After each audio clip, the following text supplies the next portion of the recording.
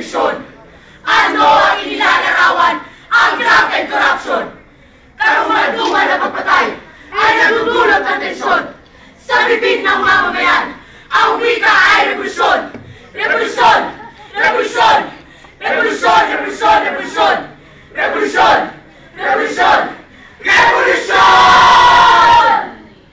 Ilan sa mga pagawaan o mga pabrika, talino at galing ko ay inaalipusta. Sa kakakarapot na sweldo ay inaalipin pa. Habang ang mga turistang kapitalista ang natatamasa. Habang ang mga turistang kapitalista ang natatamasa. Habang ang mga turistang kapitalista ang natatamasa. Habang ang mga turistang kapitalista ang nagtatamasa. Malamang na sakit na ito ay wala ng lunas! Bansa ko'y maghihilo, bansa ko'y susulong. Sa ating ekonomiya ay pilit mo mabutas. Bansa ko'y maghihilo, bansa ko'y susulong. Ang moralidad ay bumababa na ang antas. Bansa ko'y maghihilo, bansa ko'y susulong. Napipili na ang lahat, pati na ang batas.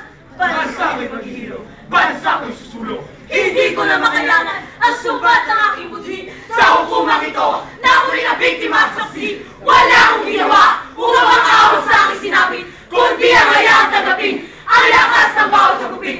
Kundi ang hayaang tanggapin ang lakas ng bawat hagupit. Ako, kabataan, ay ang albang may tuturing. Ako, kabataan, ay ang albang may tuturing. At responsibilidad ko at karapatan ay nawalan na ng pansin. Ang kabayaniang ipinaglaban at ipinamana sa atin na henerasyon nagpunlat na una sa atin. Kailan kaya tayo titigil sa pagsisisihan?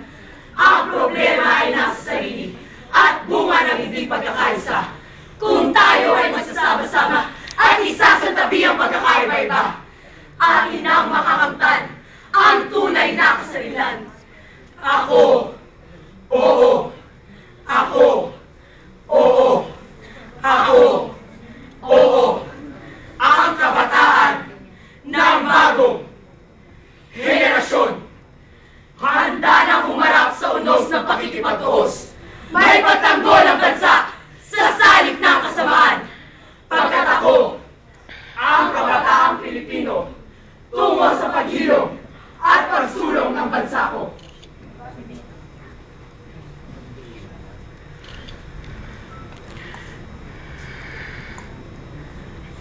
Kabataang Pilipino, tungo sa paghilom at pagsulong ni Amado N. Angat.